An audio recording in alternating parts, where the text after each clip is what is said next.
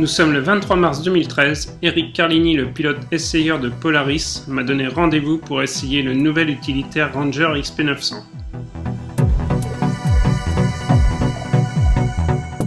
Ce sportif de haut niveau me reçoit sur son domaine de la Royère, à Pierrevert dans les Alpes de Haute-Provence.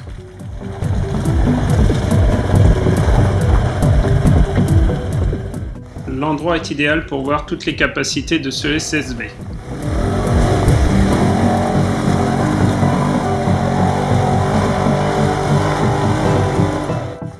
Le Ranger XP900 est équipé d'un moteur à essence de 875 cm3 logé sous la benne. Il pèse un peu plus de 600 kg et emporte dans sa caisse arrière 450 kg de marchandises. Il est aussi capable de tracter une remorque de 260 kg sur la route, une capacité de traction qui est portée à 960 kg lorsque l'engin circule en dehors de la voie publique. Après le tour dans son ranch, Eric tient à me montrer les capacités de franchissement du Polaris.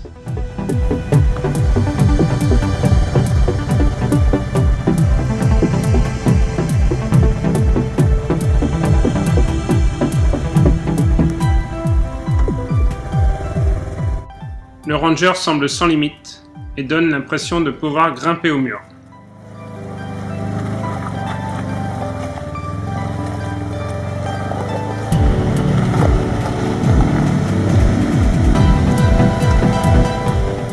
Sur le terrain détrempé par la pluie battante, il passe sans difficulté là où j'ai du mal à marcher.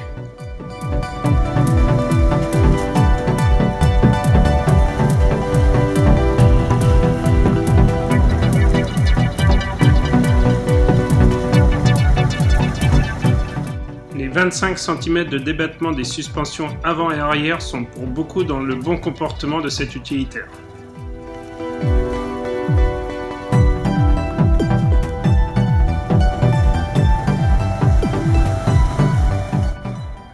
Après l'épreuve sur le terrain boueux, direction les vignes situées plus haut sur un domaine voisin.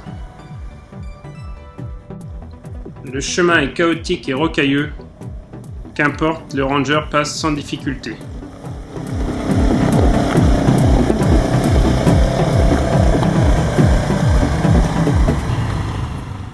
Le Ranger retrouve ici sa vocation d'utilitaire. Il est en effet capable d'emmener ses passagers sur des chantiers difficiles d'accès.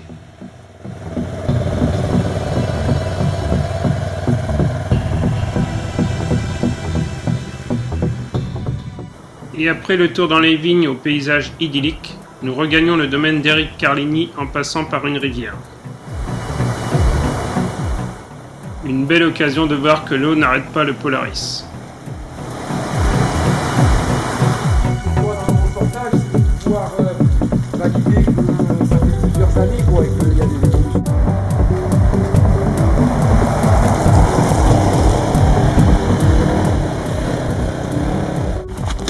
Alors, dans ce type d'engin, comme dans tout type de véhicule, ce qui est très important, c'est de bien s'installer dans le véhicule pour conduire, que ce soit dans des circuits de vitesse, dans des parcours lents, dans du franchissement, dans du trial, ou même pour travailler, on peut avoir des à-coups, on peut être obligé de franchir des ornières, etc.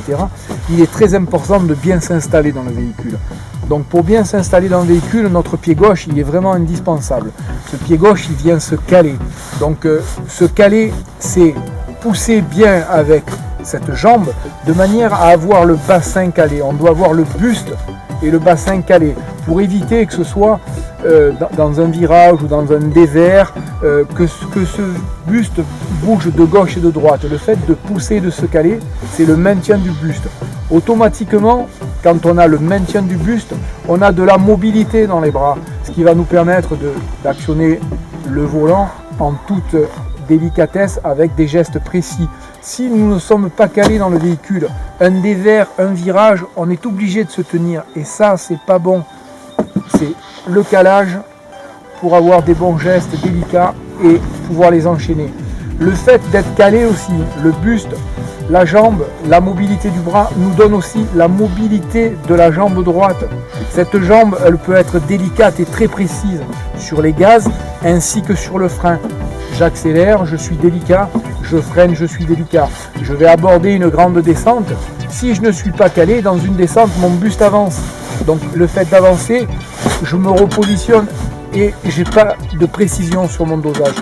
Donc voilà, dans un véhicule, il est très important de se caler avec le pied gauche pour la stabilité du bassin, mobilité des bras et la mobilité de la jambe. C'est le b.a.-ba.